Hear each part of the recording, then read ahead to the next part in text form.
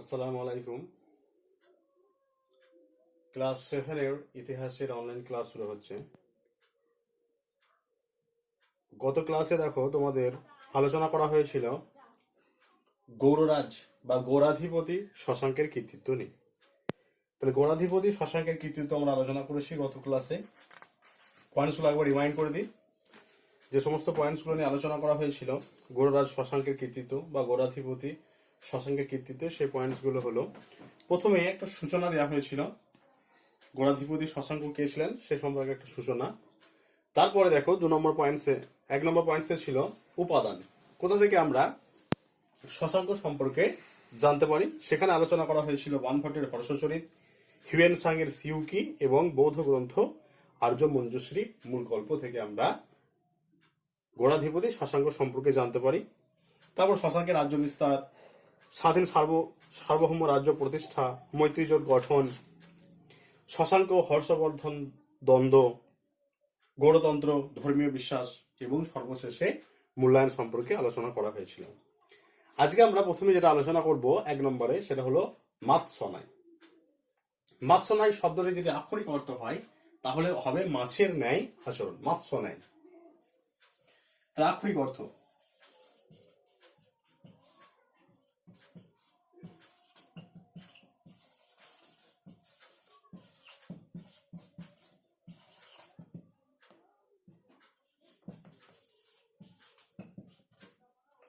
মাছের ন্যায় আচরণ, মাৎসনাই শব্দের আক্ষরিক অর্থ।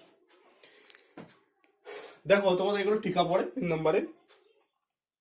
তাহলে গৌড়াধিপতি শশাঙ্কের মৃত্যুর পর, তাহলে গৌড়াধিপতি শশাঙ্কের মৃত্যু হয়েছিল কত? 637 খ্রিস্টাব্দে।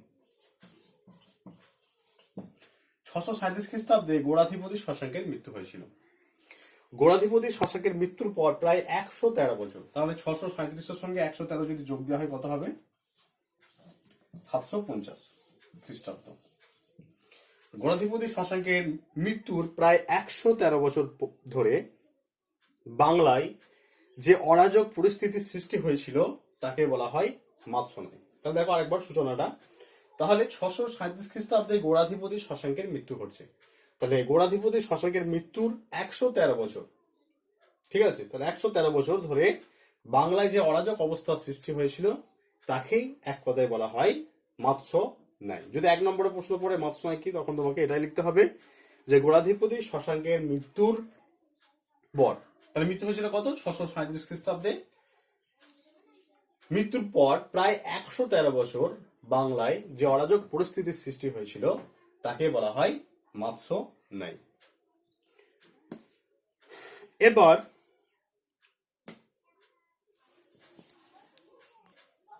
তাহলে মাৎসনাই কথার অর্থ কি? মাৎসনাই কথার অর্থ হচ্ছে আনুষ্ঠানিক অর্থ বা আক্ষরিক অর্থ মাছের ন্যায় আচরণ। পুকুরের বড় মাছ যেমন ছোট মাছদের খেয়ে ফেলে, সেই রকম বাংলায় শক্তিশালী শাসক দুর্বল শাসকদের সাম্রাজ্য গ্রাস করেছিল, তাই একে বলা হয় মাৎসনাইয়ের যুগ। তোমরা দেখবে বোয়াল মাছ যদি কেউ দেখে থাকো, তার পেটটা যদি চিরা হয়, পেটটা যদি কাটা হয়, দেখবে পেটের ভিতরে অনেক ছোট ছোট মাছ। তাহলে এটাকে মাছের মতো এটাকে তুলনা করা হয়েছে। বড় বড় সাম্রাজ্য নিচে অনেক ছোট ছোট সাম্রাজ্য ছিল। তাহলে বড় সাম্রাজ্যের যারা অধিপতি তারা কি করেছিল? ছোট সাম্রাজ্যগুলোকে দখল করেছিল। ছোট যে রাজ্য, সেই ছোট যে রাজ্যগুলোকে দখল করেছিল এবং এই সময় একটা অচলাবস্থার সৃষ্টি হয়েছিল। তাই এই অচলাবস্থা বা এই অরাজক পরিস্থিতিকে মাছের সঙ্গে তুলনা করে এটাকে মাৎসনাই বলা হচ্ছে। তাহলে বড় যারা শাসক, বড় যারা যাদের সাম্রাজ্য বড় বা যাদের রাজ্য বড়, তারা কি করেছিল? ছোট ছোট রাজ্যের রাজাদেরকে পরাস্ত করেছিল এবং তাদের সাম্রাজ্য নিজ সাম্রাজ্যভুক্ত করেছিল। এইটাকে মাছের সঙ্গে তুলনা করে এই পরিস্থিতিকে মাৎসনাই বলা হয়।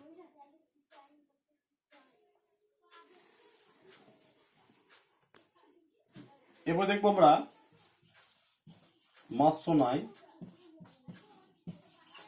সৃষ্টির কারণ।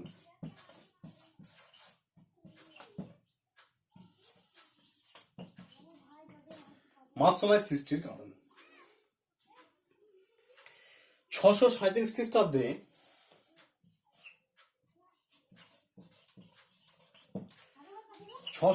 খ্রিস্টাব্দে গৌড়রাজ শশাঙ্ক মারা যাবার পর কোনো কেন্দ্রীয় শাসক ছিল না।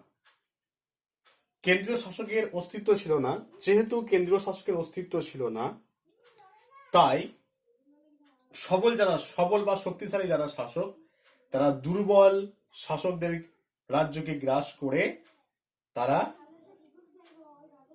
একটা অরাজক পরিস্থিতির সৃষ্টি ঘটিয়েছিল সেই সময়। এটা হলো 1 নম্বর পয়েন্টস। 2 নম্বর পয়েন্টস হলো, সেই সময়কালে বাংলায় শক্তিশালী ও দুর্বল উভয় শাসক ছিল। স্বাভাবিক, শক্তিশালী যেরকম থাকবে সেরকম দুর্বলও থাকবে। সবাই যে শক্তিশালী হবে বা সবাই দুর্বল হবে তা কিন্তু নয়। শক্তিশালী এবং দুর্বল দুটোই থাকবে। সমাজ যেমন ধনী দরিদ্র দেখা যায়, একই রকম ভাবে শক্তিশালী বা সবল এবং দুর্বল দু রকমের শাসকের অস্তিত্ব সেই সময় ছিল। তাহলে যারা শক্তিশালী ও দুর্বল, যারা শক্তিশালী শাসক তারা দুর্বল শাসকদের সাম্রাজ্য দখল করেছিল এবং নিজেদের প্রভাব প্রতিপত্তি, শক্তিশালী শাসকরা নিজেদের প্রভাব প্রতিপত্তি দেখানোর চেষ্টা করেছিল। এর ফলেও কিন্তু বাংলায় মাৎসনায় যুগের সৃষ্টি হয়েছিল। এরপর আমরা দেখব অবসান।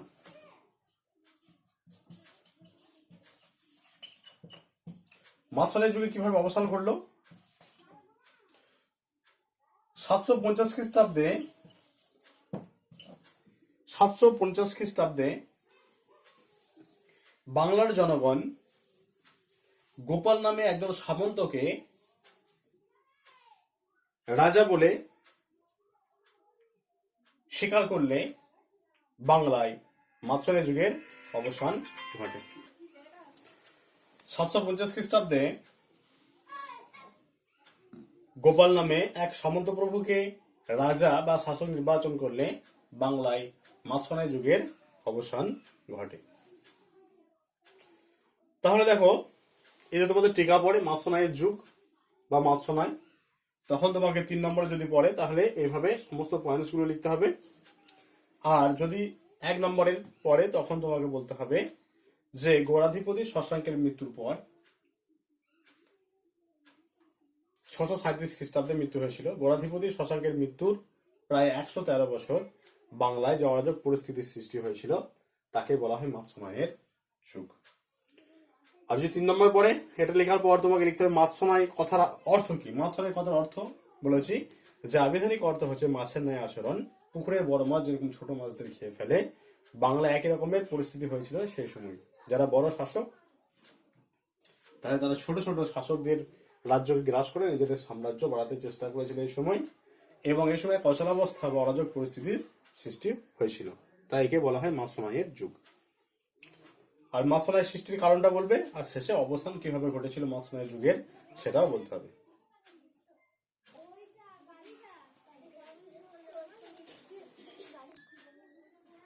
দেখো, এরপর শুরু করছি পাল বংশ।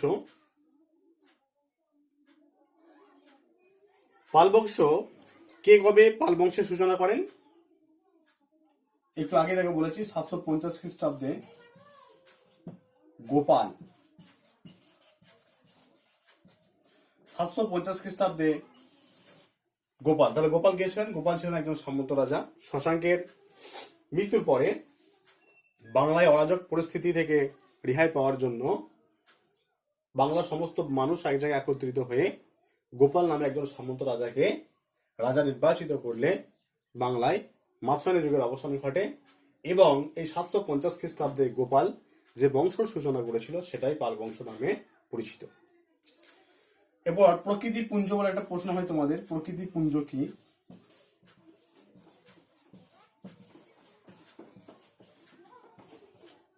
প্রকৃতি পুঞ্জ শশাঙ্কের মৃত্যুর পর বাংলায় অরাজক অবস্থার হাত থেকে রক্ষার জন্য বাংলার জনগণ গোপাল নামে একজন সামন্তকে রাজা নির্বাচিত করেন। এটা ইতিহাসে প্রকৃতি পুঞ্জ নামে পরিচিত। যেহেতু গোপাল কোনো বংশ মর্যাদায় বা বংশ পরম্পরায় শাসক হতে পারেননি, সাধারণ মানুষ তাকে সিংহাসনে বসিয়েছিলেন, তাই এটাকে বলা হচ্ছে প্রকৃতি পুঞ্জ। তাহলে শশাঙ্কের মৃত্যুর পর বাংলায় অরাজক অবস্থার হাত থেকে রক্ষার জন্য বাংলার জনগণ গোপাল নামে একজন সামন্তকে রাজা নির্বাচিত করেছিল। ইহা ইতিহাসে প্রকৃতিপুঞ্জ নামে পরিচিত।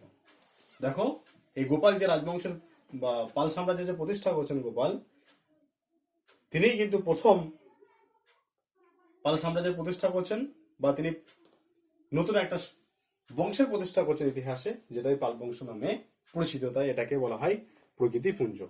এরপর পাল সাম্রাজ্যের যারা শাসক, সে শাসক আমি পরপর লিখছি ছক আকারে।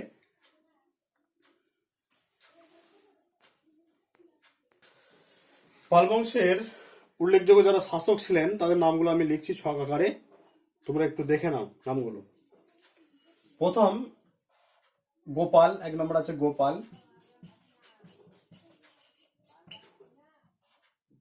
তারপর আছে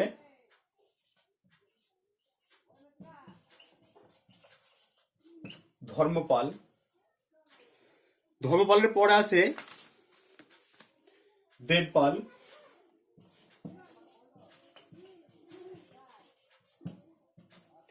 দেবপালের পর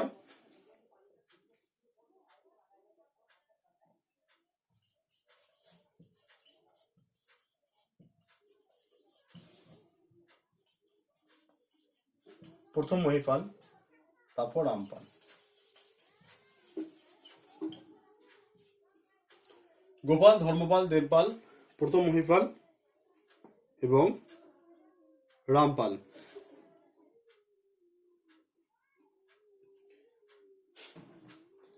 তাহলে প্রথম আমরা আলোচনা করছি গোপাল নিয়ে।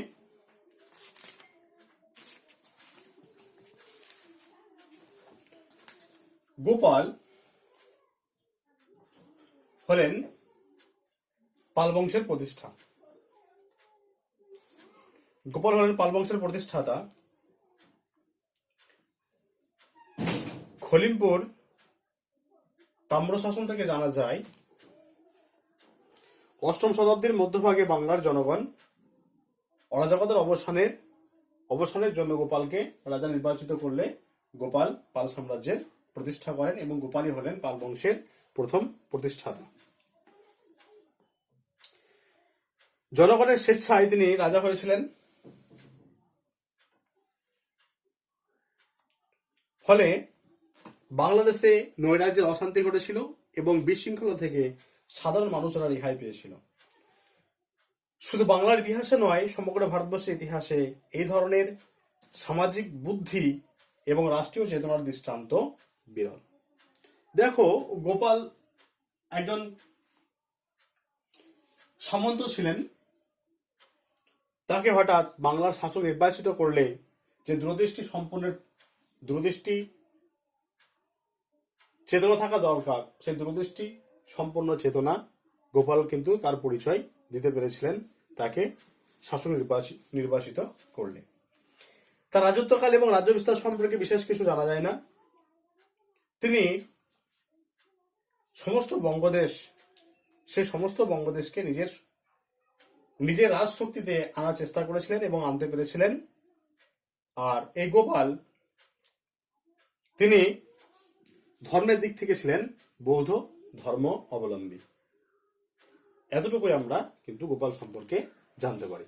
তাহলে গোপাল হচ্ছেন এই পাল বংশের প্রতিষ্ঠাতা। 750 খ্রিস্টাব্দে গোপাল পাল সাম্রাজ্য প্রতিষ্ঠা করেছিলেন এবং একজন সামন্ত হিসেবে তাকে যে বাংলার শাসনভার দেওয়া হয়েছিল, সেই শাসনভার তিনি খুব নিপুণতার সঙ্গে পালন করেছিলেন এবং বাংলায় অরাজক অবস্থার সৃষ্টি করেছিলেন। আর ধর্মীয় দিক থেকে তিনি ছিলেন বৌদ্ধ ধর্ম অবলম্বী। এরপর ধর্মপাল, 2 নম্বর আছে দেখো ধর্মপাল। পাল সাম্রাজ্যের প্রতিষ্ঠাতা গোপালের পুত্র ধর্মপাল 774 খ্রিস্টাব্দে সিংহাসনে বসেন। 774 খ্রিস্টাব্দে তিনি সিংহাসনে বসেন। গুজরাটি কবি শোড্ডল তাকে উত্তরা পথস্বামী বলে অভিহিত করেছেন। গুজরাটি কবি শোড্ডল তাকে উত্তরা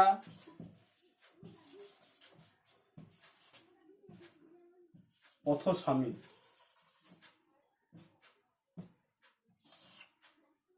গুজরাটি কবি শোড্ডল তাকে উত্তরা পথস্বামী বলে অভিহিত করেছেন। তো ধর্মপালের কৃতিত্ব যদি আমরা বিশ্লেষণ করি তাহলে দেখব ধর্মপাল বাংলার বেশিরভাগ অংশ নিজের আয়ত্তে রাখতে সক্ষম হয়েছিলেন। তিনি কনৌজ দখলের জন্য ত্রিশক্তি সংগ্রামে জড়িয়ে পড়েছিলেন। ত্রিশক্তি সংগ্রাম আমরা পরে আলোচনা করছি, ত্রিশক্তি সংগ্রাম। তাহলে কনৌজ দখলের জন্য তিনি ত্রিশক্তি সংগ্রামে লিপ্ত হয়েছিলেন, জড়িয়ে পড়েছিলেন। তার সাম্রাজ্য উত্তরে কম্বোজ, উত্তরে কম্বোজ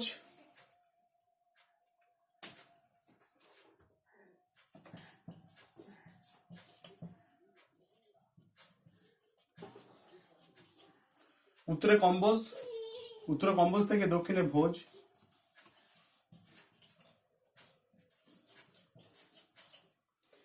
এবং পশ্চিমে সিন্ধু উপত্যকা থেকে পূর্বে সমগ্র বাংলা পর্যন্ত বিস্তৃত ছিল।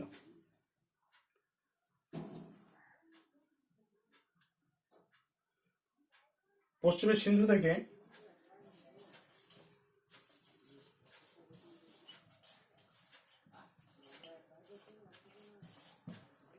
পূর্বে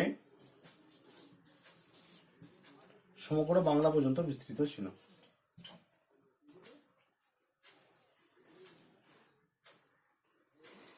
তাহলে উত্তরে কম্বোজ থেকে দক্ষিণে ভোজ এবং পশ্চিমে সিন্ধু উপত্যকা অঞ্চল থেকে পূর্বে সমগ্র বাংলা পর্যন্ত তার সাম্রাজ্য বিস্তৃত ছিল। ধর্মপালের 2 নম্বর পয়েন্ট, সুশৃঙ্খল শাসন ব্যবস্থা।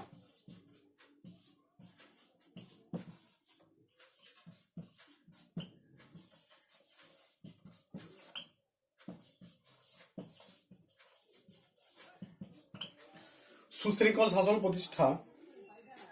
গোপাল পাল সাম্রাজ্য প্রতিষ্ঠা করলেও তিনি সুশৃঙ্খল শাসন ব্যবস্থা গঠন করতে পারেননি। ধর্মপাল সিংহাসনে বসার পরে তিনি বাংলায় একটি সুশৃঙ্খল শাসন ব্যবস্থা প্রবর্তন করেছিলেন। নেক্সট পয়েন্ট হচ্ছে বৌদ্ধ বিহার নির্মাণ।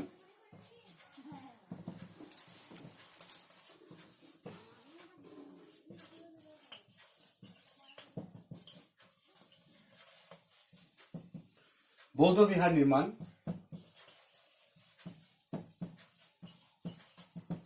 বৌদ্ধ বিহার নির্মাণ 3 নম্বর পয়েন্ট। ধর্মপাল বিক্রমশীল মহাবিহার, ঔদন্তপুরী মহাবিহার, সোমপুরী মহাবিহার তিনি প্রতিষ্ঠা করেছিলেন। তাহলে ঔদন্তপুরী, সোমপুরী আর বিক্রমশীল এই মহাবিহার প্রতিষ্ঠা করেছিলেন ধর্মপাল। ধর্ম।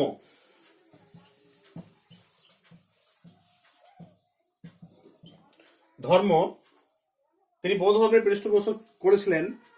তার উপাধি ছিল পরমেশ্বর পরম ভট্টারক মহারাজা ধীরাজ। তাহলে তিনি তার পিতার মতোই বৌদ্ধ ধর্ম অবলম্বী ছিলেন। নেক্সট আমরা আলোচনা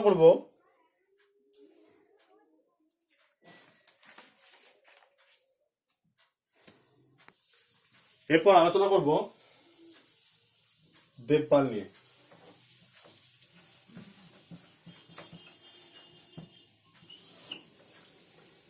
দেবপাল ছিলেন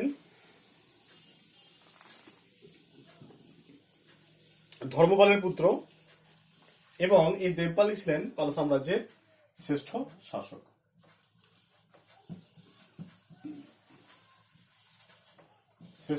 ছিলেন দেবপাল। তিনি 845 খ্রিস্টাব্দে সিংহাসনে বসেন। দেবপালের কৃতিত্ব আমরা আলোচনা করব। দেবপালের কৃতিত্বের প্রথম যে পয়েন্ট সেটা হচ্ছে 1 নম্বর পয়েন্ট, রাজ্য জয়।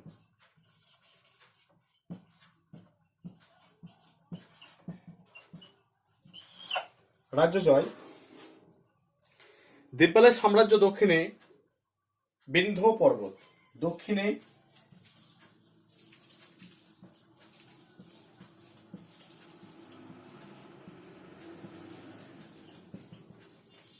বিন্ধ্য পর্বত এবং পশ্চিমে কম্বোজ থেকে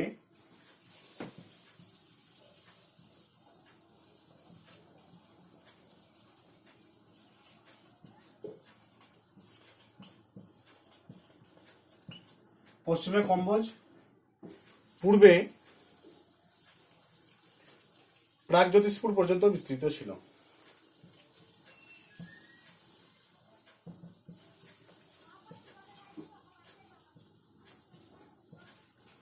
প্রাগজ্যোতিষপুর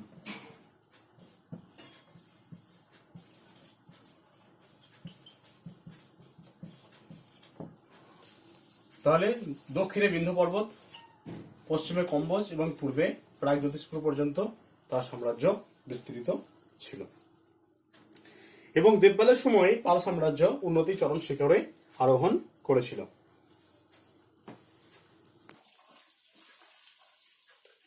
দু নম্বর পয়েন্ট,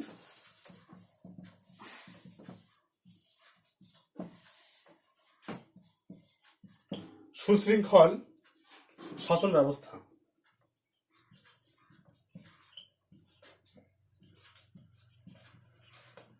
সুশৃঙ্খল শাসন ব্যবস্থা। দেবপাল তার পিতা ধর্মপালের মতোই বাংলায় একটি সুশৃঙ্খল শাসন ব্যবস্থা প্রবর্তন করেছিলেন। 3 নম্বর, পরধর্ম সহিষ্ণুতা।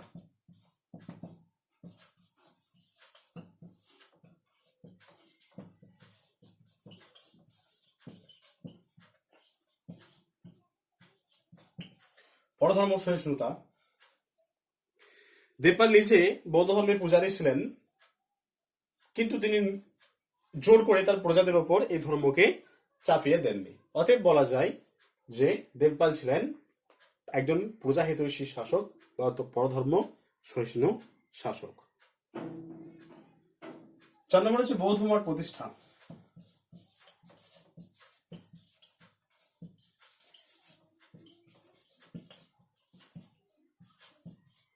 বৌদ্ধ মঠ প্রতিষ্ঠা। শৈলেন্দ্র বংশীয় রাজা পালপুত্রদেব নালন্দায় বৌদ্ধ মঠ নির্মাণ করতে চাইলে, বৌদ্ধ বিহার নির্মাণ করতে চাইলে দেবপাল তাকে জমি দান করেছিলেন। দেবপালের সময়কালে নালন্দা মহাবিহার উন্নতির চরম শিখরে আরোহণ করেছিল। মূল্যায়নে আমরা বলবো যে দেবপালের যে গৌরবময় রাজত্বকাল, সেই গৌরবময় রাজত্বকালকে ঐতিহাসিক ডক্টর রমেশচন্দ্র মজুমদার বাংলার ইতিহাসে মহান যুগ বলে অভিহিত করেছিলেন।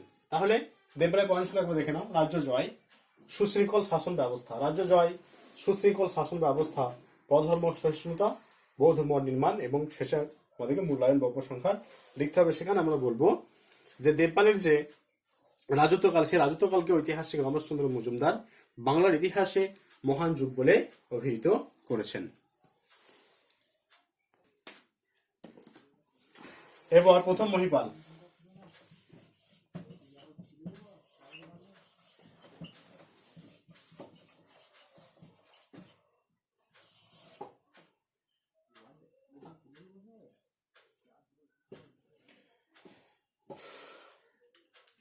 প্রথম মহিপাল তিনি পাল সাম্রাজ্যের হিতগৌরব পুনরুদ্ধার করেছিলেন। এই কারণে প্রথম মহিপালকে পাল সাম্রাজ্যের দ্বিতীয় প্রতিষ্ঠাতা বলা হয়। পরবর্তী শাসক নরপাল এবং বিগ্রহপাল দুর্বল প্রকৃতির রাজা ছিলেন এবং এদের সময় বাঙালি বৌদ্ধ পণ্ডিত অতীশ দেবঙ্কর শ্রীজ্ঞান তিব্বতে এই বৌদ্ধ ধর্মের মহিমা প্রচার করতে যান। তাহলে প্রথম মহিপাল হচ্ছেন যে পাল সাম্রাজ্যের হিতগৌরব পুনরুদ্ধার করেছিলেন এবং পাল সাম্রাজ্য ভগ্নপ্রায় হয়ে গেছিল, তিনি তার গৌরবকে পুনরুদ্ধার করেছিলেন।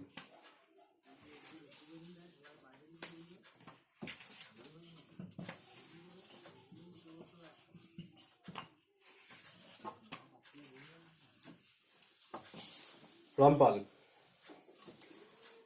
এরপর রামপাল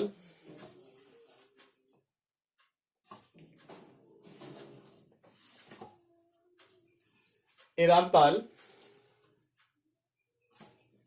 পাল বংশের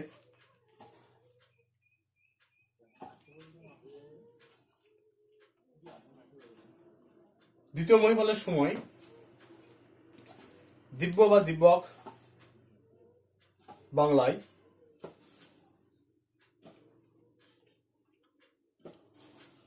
স্বাধীন রাজ্য প্রতিষ্ঠা করেছিলেন। দিব্যর পর পর রুদ্রক এবং তার ছেলে ভীম উত্তরবঙ্গে শাসন প্রতিষ্ঠা করেন। শেষ পর্যন্ত রামপাল কি করেছিলেন? রামপাল ভীমকে পরাজিত করে বাংলা রাজ্যকে আবার সংগঠিত করেছিলেন। তিনি উৎকল, কলিঙ্গ, কামরূপ এই সমস্ত জয় করেছিলেন।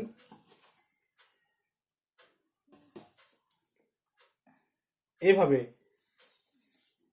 রামপালের পরে এই বংশের আর কোনো উল্লেখযোগ্য রাজা ছিলেন না, তাই রামপালের মৃত্যুর পরে কিন্তু এই সাম্রাজ্য গৌরব স্থিমিত হয়ে পড়ে।